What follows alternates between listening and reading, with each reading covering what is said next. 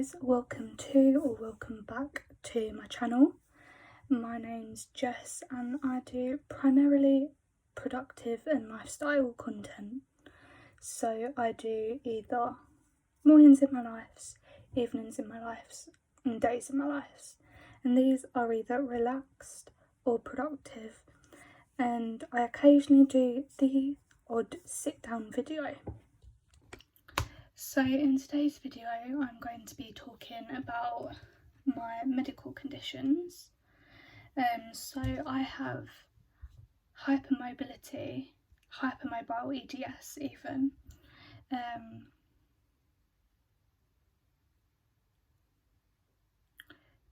PCOS, pars fractures and asthma. And I was going to do all of that in one video, and I've made a script talking about all of them. And I filmed all of the bits for hypermobile EDS because that's what affects me the most. And this video is already going to be, let's just say 1, 2, 3, 4, 5, 6, 7, 8, 9, 10, 11, 12, 13, 14, 15, 16, 17, 18, 19, 20, 22 minutes. Plus however long this clip is. So I'm going to separate them into talking about hypermobile EDS, which is today's video. So I hope you guys enjoy me talking about my main medical condition. So some of the key signs and symptoms of HEDS include joint hypermobility, which is hyperextension of a joint.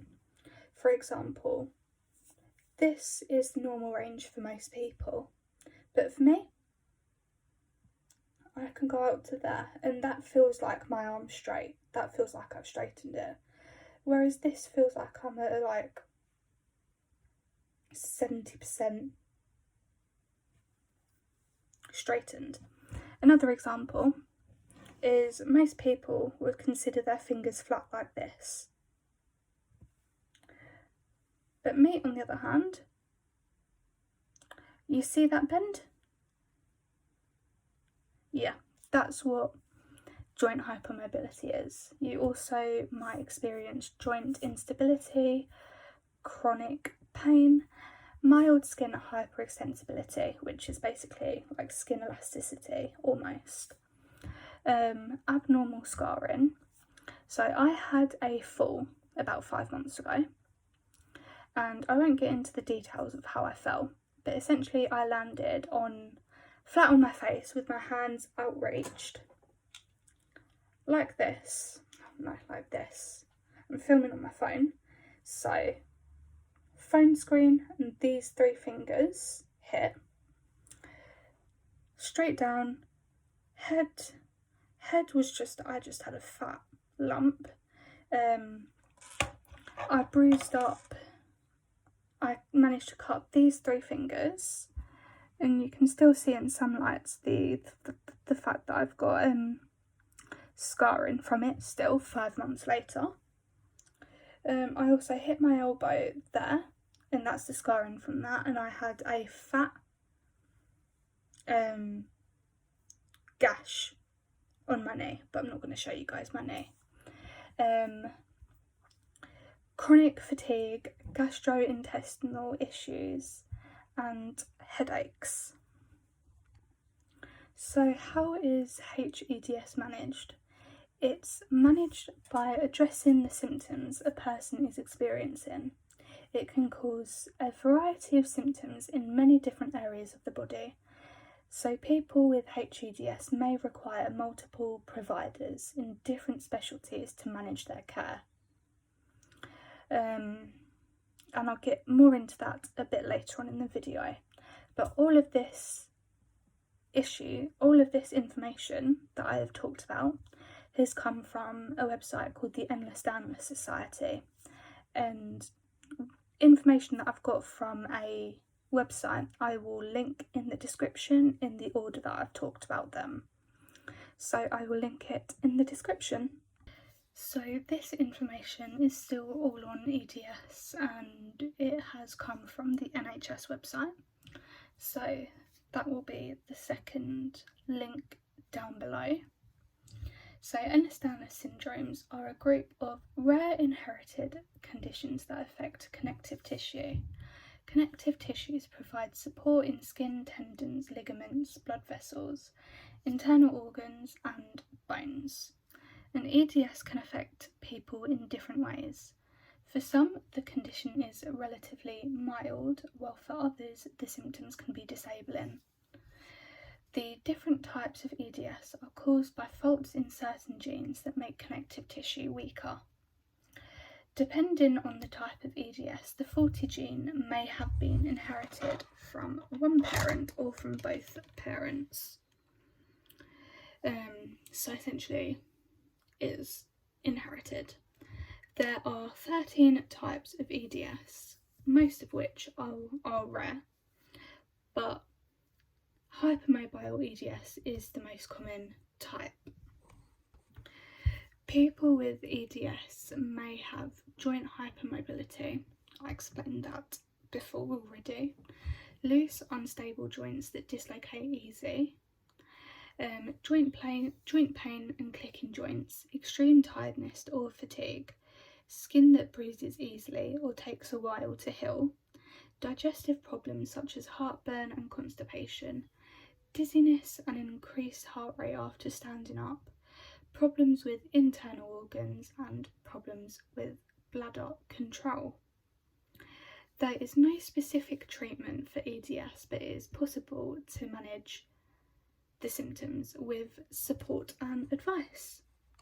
So people with EDS may also benefit from support from a number of different healthcare professionals. For example, a physiotherapist can teach you exercises to help strengthen your joints, avoid injuries and manage pain. An occupational therapist can help you manage daily activities and give advice on equipment that may help you. You may seek counselling if you're struggling to cope with long-term pain. So those are some of the examples. I see.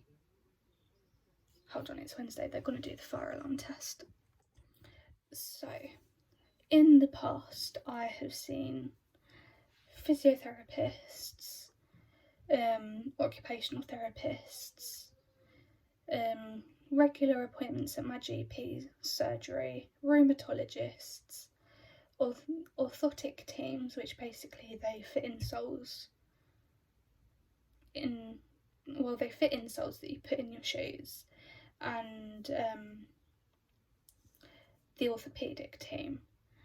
So my physiotherapist has helped me develop exercises that strengthen my joints, how to safely prevent an injury, or try to,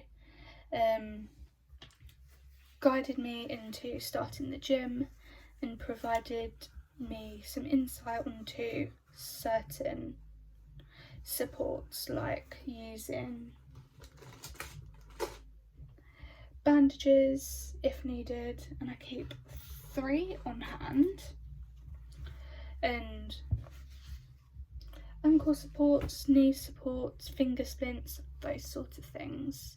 My occupational therapist helped me with a lot of issues that I had an issue with, like I couldn't cut meat up properly during dinner until the about age of like 15, so we looked at cutting stuff and working on hand grip for holding the knife and fork, helped me with buttoning up buttons, zipping up things, tying my shoelaces, all of that sort of lovely stuff. So living with Ehlers-Danlos syndromes, it is important to be careful about what activities, about what activities put a lot of strain on your joints or put you at risk of injury, but at the same time, it's also important not to be overprotective and avoid living an otherwise normal life. And advice on this will depend on what type of EDS you have and how it affects you. You may be advised to avoid some activities entirely, such as heavy lifting and contact sports. For some activities, you may need to wear appropriate protection and be taught how to reduce the strain on your joints. So, stuff like this, and a physiotherapist will usually go through that with you. Lower risk activities such as swimming or Pilates may be recommended to help you stay fit and healthy. Pilates is low impact and strengthens your joints. Strengthens your muscles. And swimming, well, if you're ever in the sea or in a swimming pool, you'll notice that you feel lighter. So you may be able to do like an hour of constant swimming, but not walk normally for like 10-15 minutes. And lower risk activity, I've said that bit.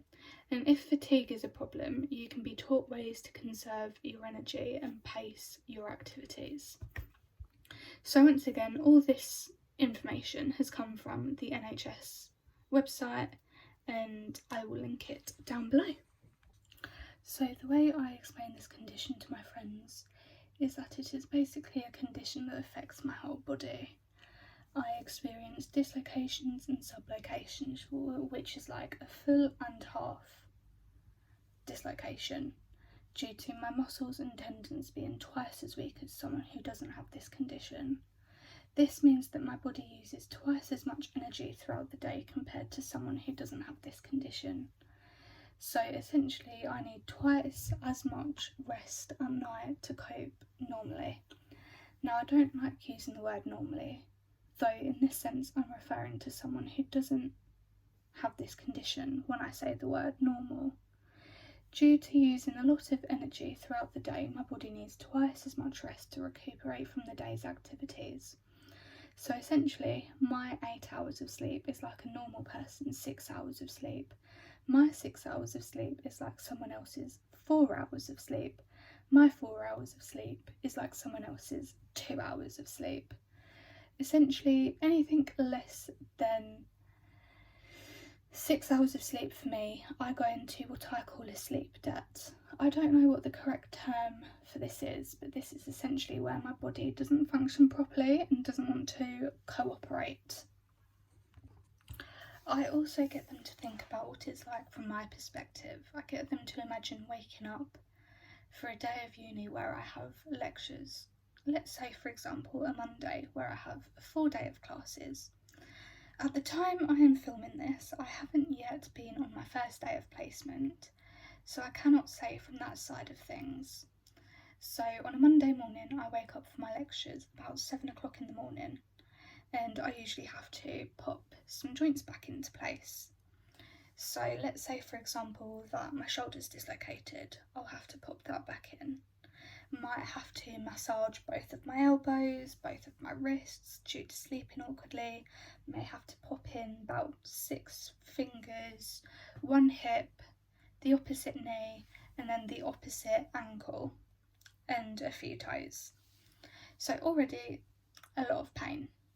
And then I have to get out of bed and get ready for the day and pack my bag for uni.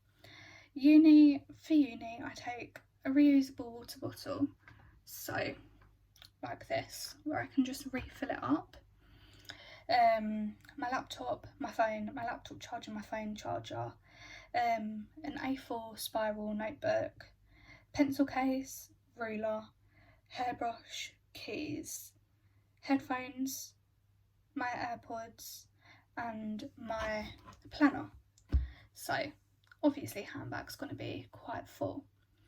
I usually leave for classes at about 9:15, so that I'm like between 10 to 5 minutes early. our first class is in a lecture hall at 9 o'clock. So, you know, the whole tiered seats with like stairs to get in, like to each of the rows either side of the middle section. So I get the lift up to the first floor and sit on the end of the row by the stairs of the right hand side. This is because I may need to stand up, as my body doesn't like sitting in like 90-degree angles, and by that I mean when I'm sat at a desk, my hips are at a 90-degree angle when you sit down. Your knees are usually at a 90-degree angle when you sit down. So, you know, you're kind of like that, if that makes any sense. And my body doesn't like that, so I stand up and I stand at the back and I listen and I give my body that break. The other reason the lecture hall is awkward to sit in or sit at is all the chairs are connected to each other in that part of the row. So in the right section, all the chairs in each row are connected. All the chairs in the middle section are connected in each row, and all the chairs in the left section in each row are connected. And once again, the tables are all connected. It's like a big desk for each row, each section of the row, right, left and middle. So the tables are connected to the row of chairs in front. So there's no way to move your part of the desk closer or your chair closer to the table. So you're going to be sat at an awkward angle. So by the time I have even got to my first class, my body is already so sore that I'm just ready to go back to bed and under my weighted blanket for the whole day. The first class is 3 hours, from 9 until 12. And then we get a 1 hour break for lunch from 12 until 1. And during this time, I tend not to go back to my flat because I know that if I go back, I'll get under my weighted blanket and I won't go to my next class due to pain. So I make a point of sitting in the cafe with a sandwich that I've made in the morning. So then we have another class from 1 until 4, so another 3 hour class. So when I get back to my flat, it's about 4:05 and I have to lay in bed under my weighted blanket due to pain. All throughout this time that I'm walking around with my handbag and all my stuff for the day, I may be popping joints back into place. So then I have a little lay down, have a little nap, have a little rest, because I've been on the go for, 7 hours. So usually lay in bed for about an hour and then I get up, do my dinner, have a shower, do uni work and spend the evening being productive. And depending on how much, like once I've got started with being productive, I can go for hours upon hours upon hours. So sometimes I can be sat at my desk until 11, 12, 1 o'clock at night, and then I'll realise that I'm in a lot of pain and be like, right, okay, I guess it's time for me to stop. And say, for example, I do work until 1 o'clock in the morning because I'm on the ball and I'm just going and going and going. I'm too sore to fall asleep. So it might take me maybe 1, 2, 3 hours to fall asleep. So 3 hours, it's already 4 o'clock. And then I wake up at 7 o'clock the following morning. So 4, 5, 6, 7, 3 hours of sleep.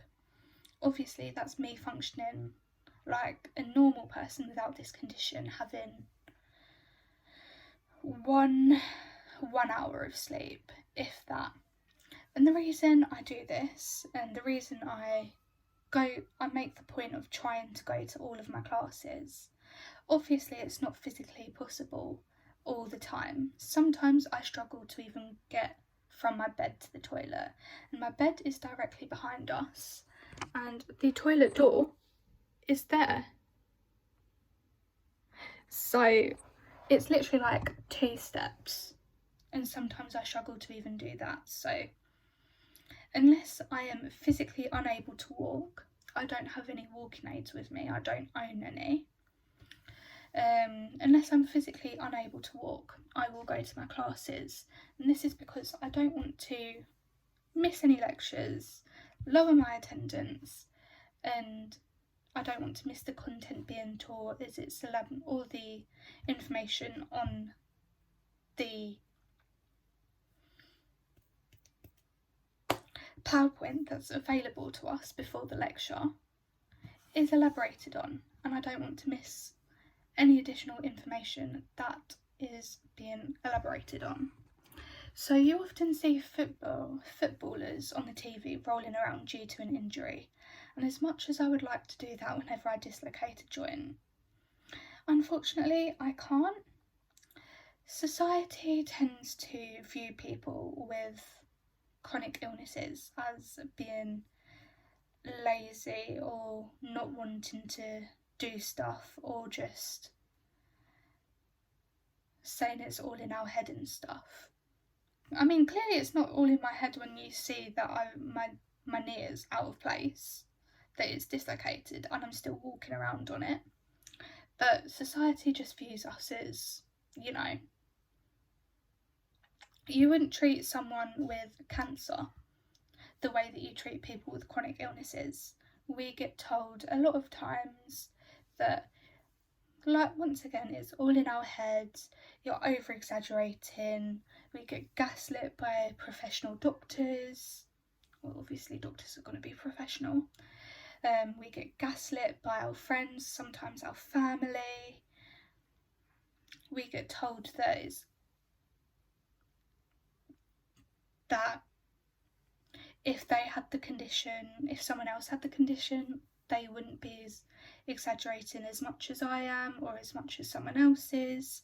So they don't get why some people make a big deal out of this. I tend not to. I tend to just not like it around my friends, and especially coming to uni this year. I've made new friends. I've got flatmates. First time I dislocate a joint being around them, I'm like, knee's out of place, hold on guys, pop it back in, let's go. And they're just sort of looking at me as if to say, what? Then I do that whole spiel of, oh yeah, I dislocate, and explain to them. But as this is a condition, a chronic illness, because it's a long-term condition, and it's also considered a disability because it affects my ability to carry out day-to-day tasks normally, and affects my mobility.